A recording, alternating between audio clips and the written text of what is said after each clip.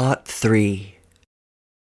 But then again, when he thought about it, it didn't seem heedless at all, because the thing he was most sure about, after all the years, was how sure they were all those years ago, that what he wanted with her and she with him was to have a baby and to go on living and living together for evermore.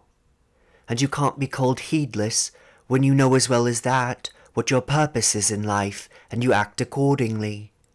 And though they weren't walking anywhere in particular, only to Italy, and where in Italy it didn't much matter, every day seemed to have enough point to it, getting from wherever they were to wherever they ended up, and finding somewhere nice to stay as Mr. and Mrs. with her brassy wedding ring. And days when they didn't go anywhere but stayed in bed and took a little stroll in the vicinity when they felt like it, seemed just as purposeful as days when they set off at 4 a.m, deadly serious. "What did we do for food, I wonder?" he asked himself up there in the roof space, as though somebody else was asking him. What did we have for money between us to go on like that, day after day, week after week? I can only suppose, he said to himself aloud or in his head, that God provided, and kind people along the way. I have the feeling, he said, that somehow people liked us, and somehow or other it gladdened them when we turned up. When Mr. Mercer thought of himself and her, he thought of certain flowers, and they were not the gentians that were beyond having any ideas about, but a bare and rather frail violet flower that came up actually in the ice. As soon as there was the least gap of grass or earth, and the water unfreezing around it and running fast, there you would see one or more of these frail flowers sprung up. Then, and more so now, he wanted to call these flowers brave.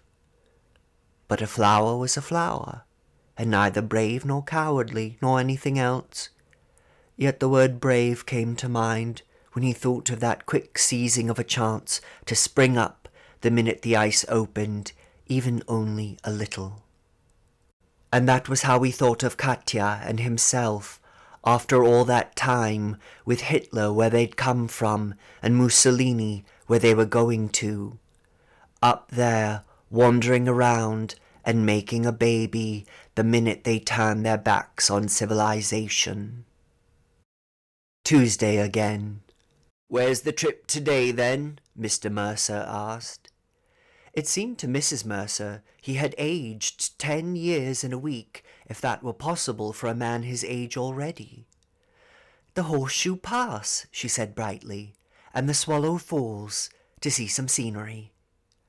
"You'll enjoy that," he said. The minute the door closed after her, he put his boots on, that were not the boots, but like them because he had always bought the same, and packed a rucksack with the maps and some provisions for the journey. The maps were the very ones, in Gothic script, with a pair of hikers on the cover, in the costume of that time and place.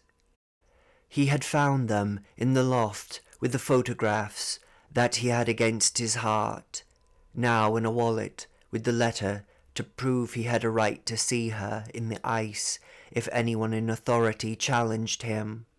When he was ready with a hat and stick and money from the place he hid his in under one of the joists, he wrote a message to leave on the table for Mrs. Mercer when she came home from her trip.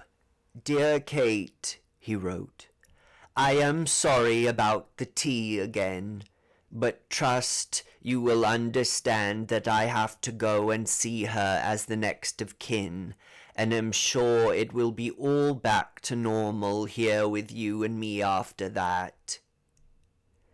P.S. I've made another appointment for a week on Monday. I think I'll ask him for something a bit stronger to quiet me down. Where the road drops away from among the same houses, Mr. Mercer paused for a moment over the view, over the estuary, over the river widening and giving itself up into the endless sea. A sunny light was on that place where sweet and salt meet, and the salt takes all the river in. All the streams of all the hills, all along the way, and feels not a bit of difference, but continues, vast and flat, and through undrinkable.